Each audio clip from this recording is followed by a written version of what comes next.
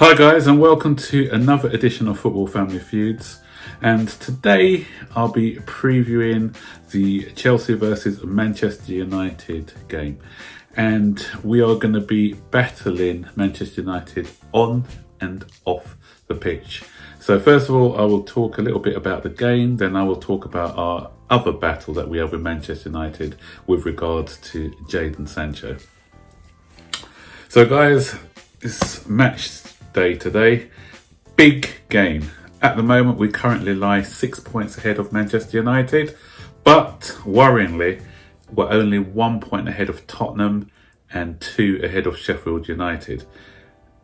Tottenham, very lucky yesterday, outplayed for most of the first half and got back into it in the second half, but the game was heading for a draw, and then Ingelsman, or whatever his name is, does that stupid lack of concentration. Ball goes under his feet, gives Son an easy one-on-one, and what should have been a point turned out to be 3 points for Tottenham. So that's given us more pressure leading up to today's game. So we need to get those 3 points. So if we beat Manchester United today, we go 9 points ahead of them. And with games running out, I can't see them clawing back a 9 point lead. So that's why it's important we get this result. Then we got Tottenham the week after. Beat Tottenham, all of a sudden we'll go 7 points ahead of Tottenham. And again, that is quite a big gap. We lose today, we lose to Tottenham, and potentially we could be sick if other results go against us. So that's how vital this game is. I can't stress it enough. We need to be on top of our game today. We need that battling spirit. And also, I don't like the revenge word, but after the 4-0 humiliation at the beginning of the season, we need to come back to against Manchester United and show them what we're made of. This season, Ole Gunnar Solskjaer has got the better of Frank Lampard on 2 occasions. Obviously that 4-0 at the beginning of the season, and then we had the League Cup where they beat us with those 2 Rashford goals. Both games, we struggled against them. I think the Old Trafford game, I thought we were the better team for the first 20-25 minutes, but after that, United took over and were the better team. And in the League Cup game as well, okay, they had most of their first teamers out. We had 5 or 6 changes to that side, but still, tactically, they were the better side. United against bigger teams. Well, I can't say bigger teams. Against the big teams, I should say. United play a very defensive, counter-attacking game. So we need to be careful of that. We can't be too gung-ho when in possession. We need to be more balanced because they've got the pace to pick us off on the counter. Granted, Rashford isn't playing, so that'll be a big miss for them. He's got a good record against us, so it's a good for us that he's not in their starting 11. They're also missing Matic. They're missing McTominay. But we're missing players as well. So obviously, as I said, Pulisic was in good form before the injury, so we'll be missing Pulisic, and we'll also be missing. As I said, Loftus-Cheek hasn't been with us all season, but he's nearing full fitness, which is good. I'm hearing that he's going to be playing in the under-23s in the next game, so it'll be good to have him back in the fold as well. So as I said, we've got a few players out. Very hard to predict this game because it can go either way. I don't know, because we don't know what Manchester United will turn up. We don't know what Chelsea will turn up. So both teams have been just win one, lose one, win one, lose one. Beating teams you don't expect them to beat and losing to teams that you don't expect them to lose to. So yeah, it's really hard. But talking about Manchester City, actually, because I sort of had a little slip, called them Manchester City. But when we're talking about Manchester City, obviously they've got that the ban pending an appeal with CAS. So if they are banned from Europe for 2 seasons, then that'll be good news for the likes of Chelsea, Tottenham, or Manchester United, who are vying to get into the Champions League, because that will free up another space in the Champions League, meaning that it will go down to 5th place. So, but we can't bank on that. We need to do our job, still finish 4th, because if the appeal is successful, then it's still going to be the top 4. So we can't rely on them having an unsuccessful appeal. So we still got to be playing at our best till the end of the season. Going on to the other story, the other battle that we're having with Manchester United is over Sancho, because newspaper reports over the past few days has been 1 minute they're saying Chelsea are favourite to sign Sancho, the other report Manchester United are favourite to sign Sancho, and the latest reports are saying that Manchester United are confident of beating Chelsea to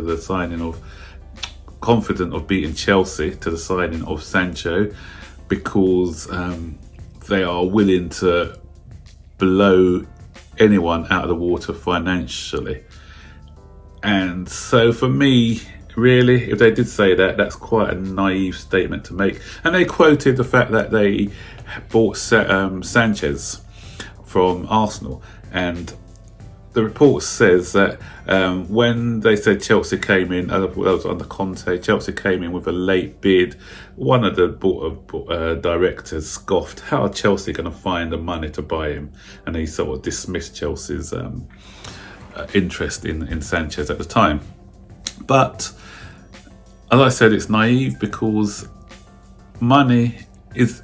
Money does talk. I'm not silly to think that money doesn't talk. But again, I think Sancho is sensible enough, I hope, and he's still young, so that if Chelsea were, so for instance, to be offering him between £250,000 to £300,000 a year, and Chelsea say that they're in the Champions League, and they got a project that appeals to Sancho, not Sanchez. If they have that project that appeals to Sancho, then I think that he would prefer to go with the team that he's more comfortable with, rather than the team who he thinks will offer him the most money. So Manchester United think that they can just throw 500,000 a week at him like they did with Sanchez, then I think they're in for a rude awakening, because, as I said, with him, he's still young enough to make enough money in the game. If he wants a big move, he can do it later on in his career. The difference between Sancho and Sanchez is that Sanchez was 29. He's achieved a lot already of honours with Barcelona and some of the other teams, Arsenal even, he won a few cups with. So he was looking for that one last big paycheck as he was coming out towards the end of his career. Sancho is 21 years old. He's got lots of years left in his career. So if he decides that Chelsea are the better option for now, then he'll go to Chelsea, knowing that in 4 or 5 years' time, if things haven't worked out at Chelsea, or he wants a different challenge, then he can still go and make lots of money at another club. So for me, as I said, I'm hoping that that I'm going to prove right, and I still got faith in the integrity of some footballers, that they're not doing it just for the money, but they're also doing it to try and achieve something in the game. So as I said, I can't see him going to Manchester United if they're not in Champions League. And I've said it before in previous videos, I can't see him coming to Chelsea if we're not in the Champions League. That's why today's game is so important for both teams, because Champions League, if you get into Champions League, that's a big draw to a lot of players out there. As I said, you've got to have some mercenaries who are more interested in the money than playing at the highest level. So I actually think, as I said, I'm hoping that he makes the right decision based on footballing reasons rather than financial reasons. Prediction for tonight, I just don't know. I just really don't know. I don't know what Chelsea are going to be getting, what Manchester United is going to be turning up, because back in the day, you could usually predict results regarding Chelsea and Manchester United a few years ago, but now it's just like that. What way's the wind blowing for both teams? How did they wake up in the morning? What side of the bed did they get out of? And you just don't know. Really don't know. I'm hoping that the week's break we had, and the fact that we've had another week of training and preparing for this game, that we'll get it right. As I said, the team talk, if I was doing the team talk today, I'll say, look, we've got 3 teams vying for the 4th spot, or even 4. The 4 teams are Tottenham, Manchester United, Sheffield United, and Wolverhampton Wanderers. You win today, you kind of knocked one of those teams out of the race. You win next week, you're making it more difficult for another team in that race. Wolverhampton Wanderers still got to come to Stamford Bridge. You still got to play Sheffield United. It's in your hands, boys. It's what you need to do. Beat those teams who are directly below you. Keep on trying to beat the teams who are lower down the table. Have the same intensity as you go into all the matches, and that's it. It's in our own hands. Our destiny is in our own hands. So let's not put our destiny into somebody else's hand by losing these important games.